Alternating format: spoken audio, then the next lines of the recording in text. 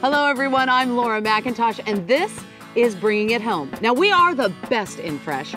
We find the hottest chefs, we travel to the best locations, and we will dazzle you with mouth-watering recipes and bring it all home to you.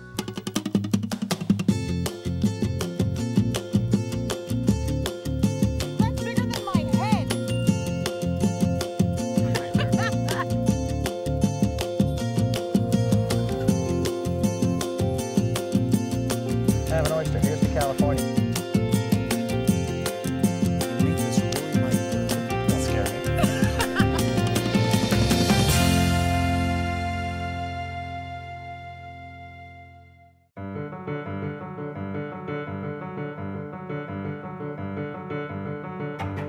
You just know it's in there.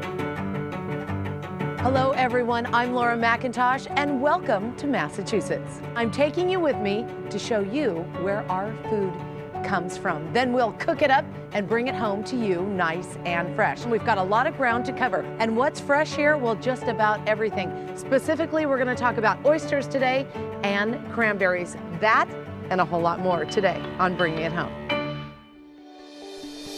Lexus is proud to support Bringing It Home's message of sustainability and freshness.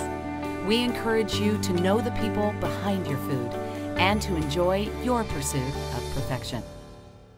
In-season freshness is the key ingredient to making every meal taste the best. So here's a look at what's fresh around the country. No matter where you live in the country, whether it's the East, the West, the South, or Middle America, here are my top 3 picks for what's fresh in each of those areas during all 4 seasons. Here's what's fresh during the harvest in the East: grapes, pears, and pumpkins. Look out for heirloom tomatoes, artichokes, and raisins in the West. Southern comfort food, make only with the freshest ingredients like apples, corn, and kale. For you Midwesterners, eggplant, onions, and shelling beans are coming in fresh right now. So now you know, creating easy and delicious meals is a snap. The key ingredient is to keep it fresh. Today on Bringing It Home, we're going on a journey to learn all about what grows fresh on the East Coast. I wanted to show you where cranberries grow and how they're harvested. I was invited by cranberry farmers Stan Kravitz and his daughter Adrian to come and check things out. Ever been in a bog? Well, this is a first for me. Most people don't know that cranberries grow on vines, much like strawberries, and are unique in that they are a wetland fruit. This means it takes a very special environment, the perfect combination of water, soil, and weather for them to grow. It looks like we've arrived just in time for the best part of the season, despite the weather, the harvest. Oh, I think I see them. They're here. Come with me. Here they are, just where I expected you guys to be. How are you? Good, good. Thanks for having me out here. Welcome. Thank you so much. Thanks for coming. So listen, I want to introduce you guys to everyone out there because I have been asked over and over again about cranberries and cranberry bogs, and you guys are the best to really talk to all of us about that. But before we start, I want you guys to talk about the family lineage. Oh, sure, sure. Well, I'm a second-generation grower. Okay. My dad started this farm 22 years ago, and before that was in agriculture himself as well. Oh, wow. All right. And I grew up in agriculture. My mom, at almost 96, is still with us in agriculture, which is great. And Adrian and her husband Chuck, and the grandchildren. It's probably the most special thing in my life. Being a farmer, being able to really put your shadow on the field and raise your family in it, what has that meant to you? Well, it's very special.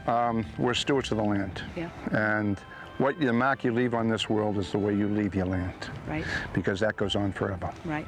And as a farmer, that's the success of your life. Right. And how I leave this farm is the success of my life. Yeah. Same as Adrian. You have big shoes to fill. I do. You think farming's hard? Whoa. Yeah, I know. All right, so take me through the harvest. We're going to go to that right now, but take me through it from A to Z. Well, we're going to take you through the whole thing. Okay. And we call this free labor. And I volunteered, so that's good. We're going to add water. Okay. and bring the water up into the vines. And because the cranberry is hollow, the cranberry is going to, and you can notice, 4 cells. Right. What will happen is the cranberry will start to float up like that. And you're going to drive right on top of these vines. So we're going to, when he says we're going to flood this with water, you're going to get on our reel machine right on top of the vine. Anything I should know before I jump on the machine? No, you're going to have fun. Yeah. See, we always tell people it's going to be fun first. Yeah. And then the work later. The work's later. We're going to ride on this machine here. Which loosens the berries up. Laura, would you like to drive? Absolutely, Dave. Go ahead. Let's do it. Vehicles like the one I'm driving are called water reels and are used to dislodge the cranberries by stirring up the water in the bogs. Because the cranberries are hollow, they float to the top of the water. Then they are funneled into wooden or plastic containers called booms. Then pumped into a truck, which takes them to the receiving station for cleaning. Thanks, Stan and Adrian, for a lesson in all things cranberry. All right, here we go. Here we go. Oh, I love them. Now that we've seen firsthand where cranberries come from, let's get in out of the cold and grab a bite to eat. My friend and chef, Frank McClelland, has invited me to his home to share with us an easy oyster recipe using those freshly harvested cranberries. Smells couldn't keep me away, Frank. Hi, I had to come inside. Good to see you. Thanks for having me here at your home. It's absolutely beautiful. And I came in to check out what you're doing. I'm in the midst of creating a masterpiece for you. Well, you know what, I have to tell you, I was really excited to hear that you wanted to do this and you invited us out here and to really show us what New England style cuisine is. A little twist on it. It's going to be fun to see. That's it. So what are we doing? So it's oysters on the half shell with some of our pickled serrano peppers and some cranberries. All the best Yes. of the New England states. Yes. You're bringing it home. Yeah, Are we going to get to absolutely. taste this? You bet. All right. You keep doing this. I'm going to run out and look a little bit more at your farm because it's fantastic. Enjoy.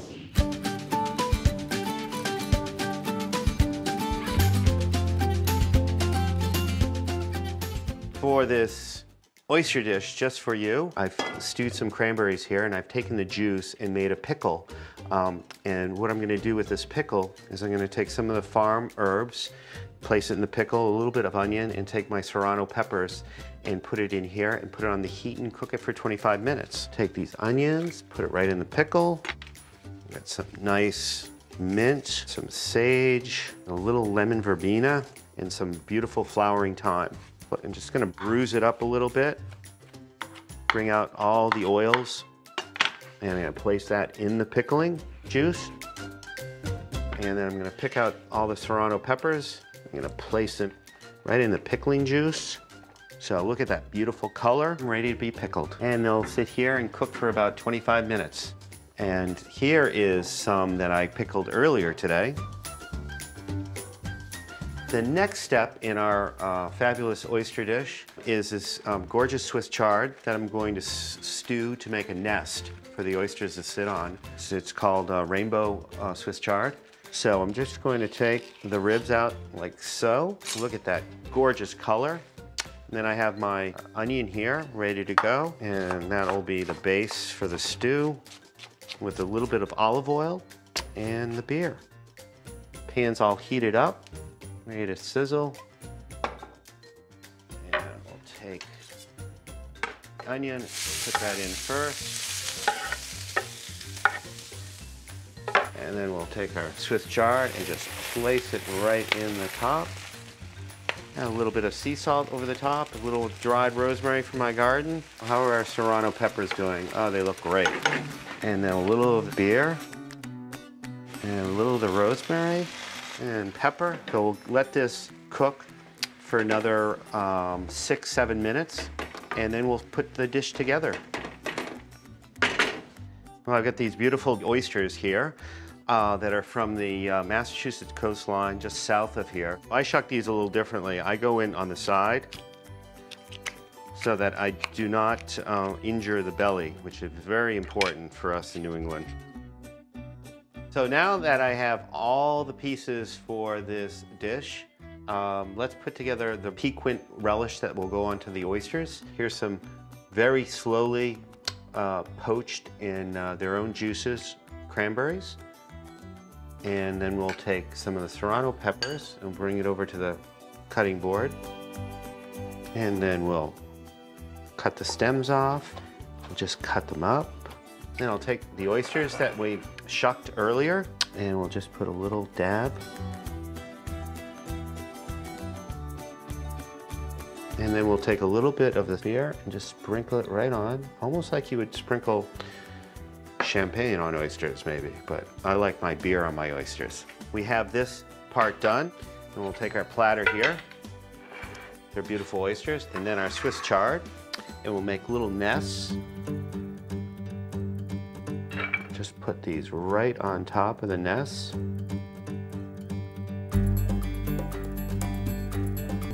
Did you have fun on the farm? Oh my gosh, I had a great time. My little oyster on the half shell.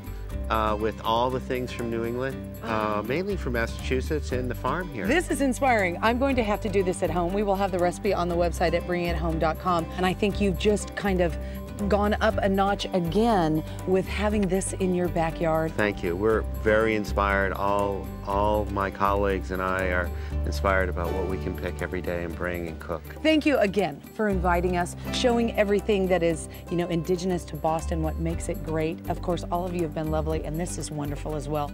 But let's enjoy an oyster. Oh, you ready? Please, yes. All right, let's do it. Bon appetit. Perfect. And this is the only way to eat them. Okay, well, when in Rome or in Boston. Massachusetts, here we go.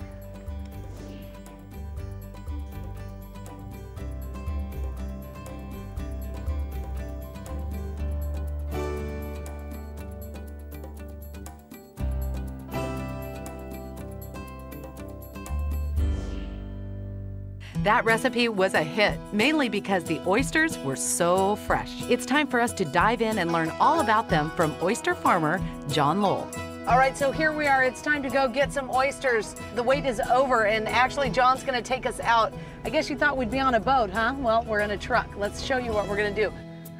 All right, so give me a day in the life of John, the oyster farmer. Okay, well, we're obviously tide dependent. Okay. So, and the tide changes every day. Every day it's approximately an hour later. All right. So some days we start out at 5 a.m. Night before you go to bed, you're looking at, okay, Well, the tide's you just coming kind in. of know because you know what happened yesterday. Yeah, So okay. you just kind of know. And come out here, we line up our orders for the day so we Okay. know what we have to get. All right. And then we basically start culling, which is sorting, culling the oysters for size. Show me what and that for is. quality. What does that mean? Well, so like you'd we'll come go in here. through a tray of oysters.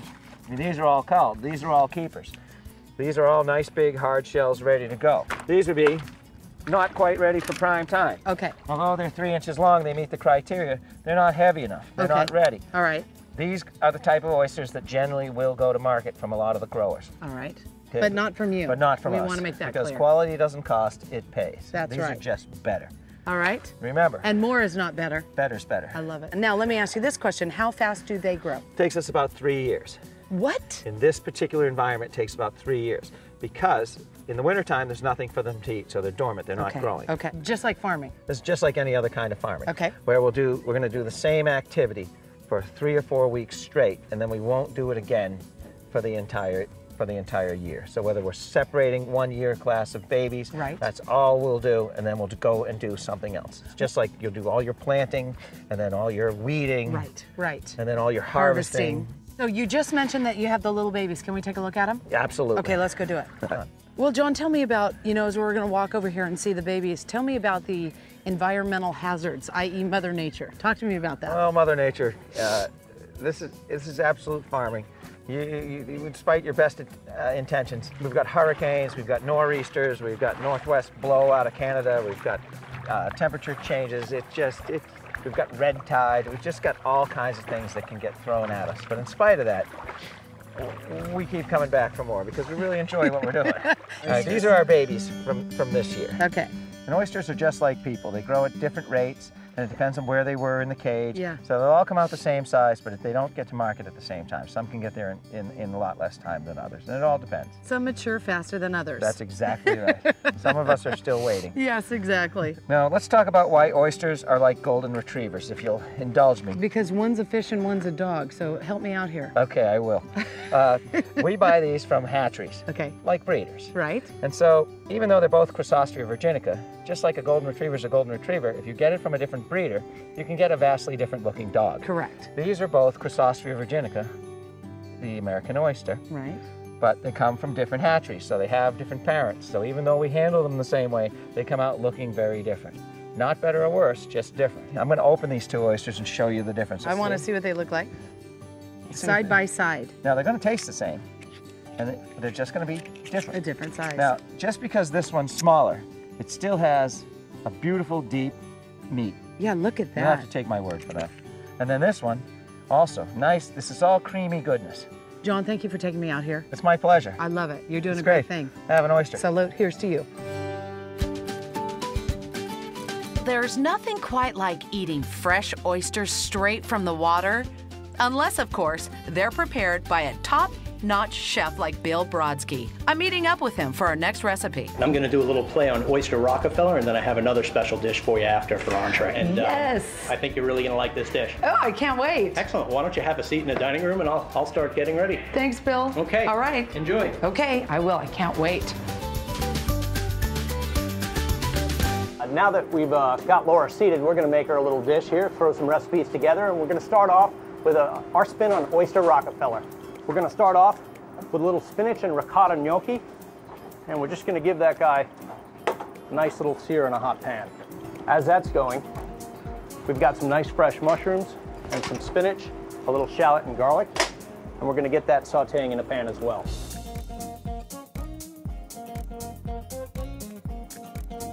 There, and we'll hit it with a little bit of salt and pepper. And we're going to add to this a little bit of spinach and just let that wilt down. While this is searing off nicely, we're just going to grab a little bit of Parmesan cheese and put that on top. And we're just going to pop that in our oven at 350 degrees.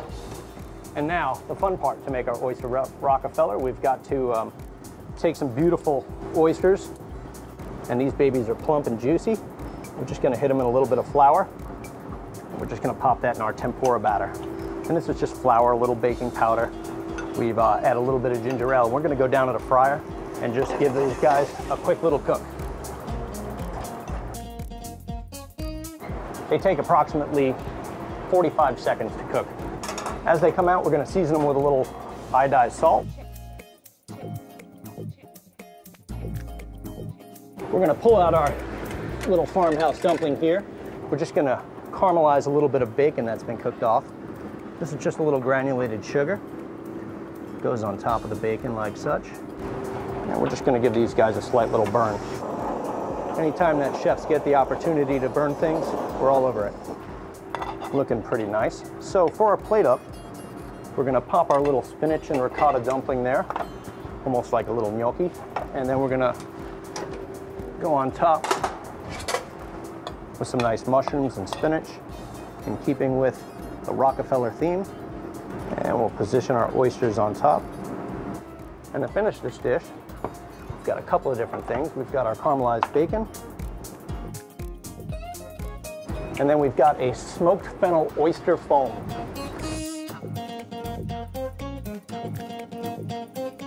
Just garnish it like that.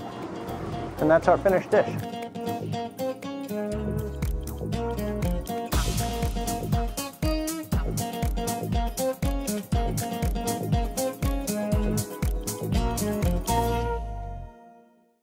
All right, so here it is. Look at how beautiful and gorgeous that looks with all the colors and fresh oysters. I'm gonna enjoy it, this wonderful little appetizer.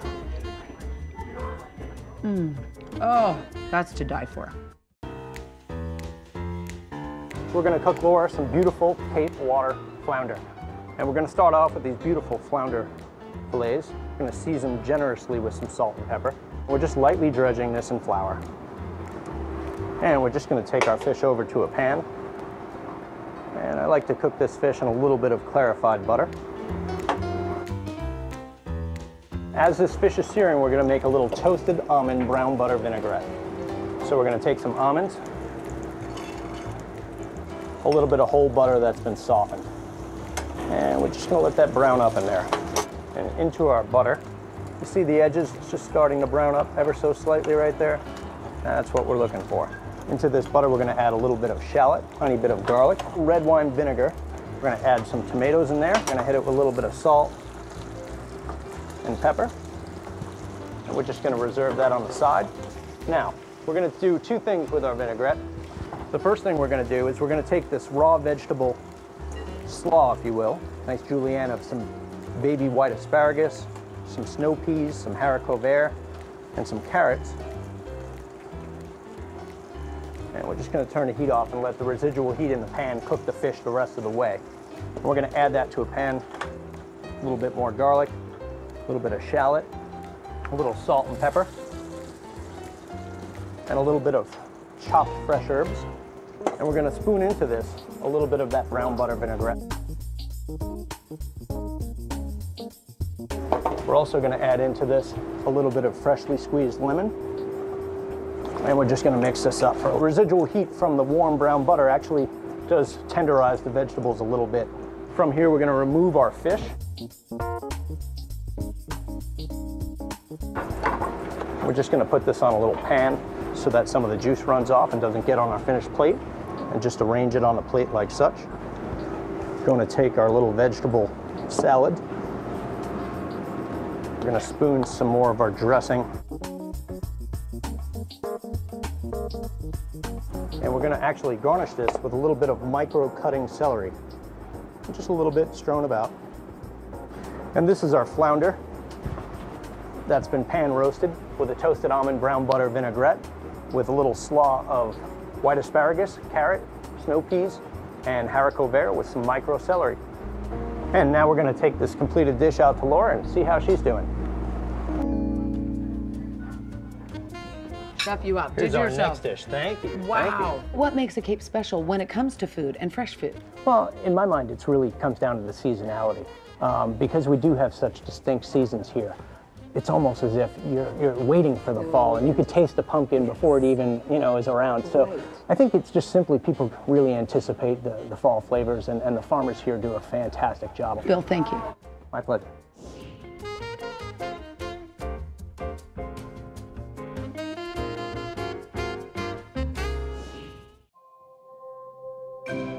As our journey comes to an end and we've gotten to taste the flavors and meet the faces behind what's fresh here in Boston, it only seems right to mention the rich history of the region. I visited the Pilgrim Monument, which commemorates the history of the Mayflower Pilgrims, their arrival and stay in Provincetown Harbor, and the signing of the Mayflower Compact. It is the tallest all-granite structure in the United States. We're walking to the top of the Pilgrim Monument. Now, the tower is 252 feet, 7.5 inches tall, and raises 350 feet above sea level, which is why I'm a little short of breath, not because I'm out of shape. Woo! I got my workout for the day, but the view was worth the climb.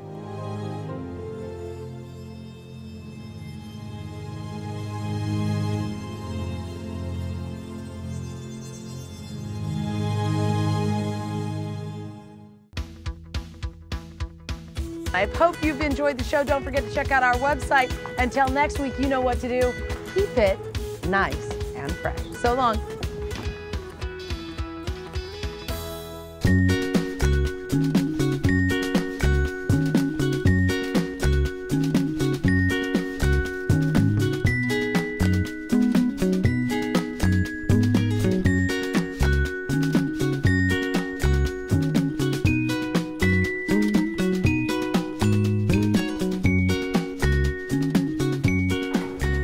Hi guys, Laura here answering your online questions, which I love to get, especially this one. It's about oysters, which I actually learned to love. And one of the ways I did this was with a fabulous topping. It's a fresh cranberry mignonette. It's simple and easy to do, and it will help you evolve in loving oysters. And once you start loving oysters, you'll want them all the time. This recipe is easy. Here we go. You take fresh chopped cranberries, 1 tablespoon. Then you take a teaspoon of minced shallots. and 1/3 cup of champagne vinegar. I'm gonna add a nice pinch of sugar, mix that together and let it sit for a minute. Then you're gonna place that in the middle of a platter of beautiful fresh oysters. You'll take this beautiful accompaniment and add a spoonful to each oyster and enjoy.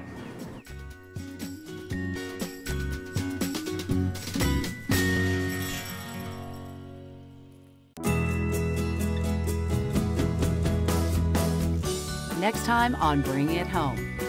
Want to spice up your holiday recipes? Out with the old and in with the new. I'm in heaven. Executive pastry chef Bill Corbett has some new twists on a couple of classics. Do you see why it's so cool to bake? Because there's so much behind it. And a few unexpected surprises you won't want to miss.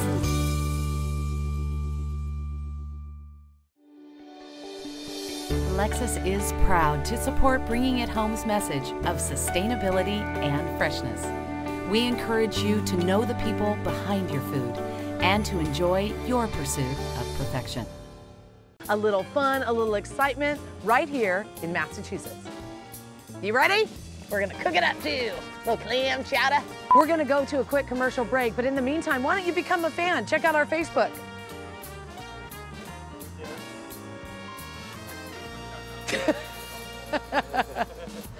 Looking for simple ways to keep it fresh at home? I've made it easy with my new cookbook, Laura McIntosh From the Field. You will discover delicious recipes selected from some of the world's finest chefs. You can also order DVDs of the show you've just seen, just for you, nice and fresh.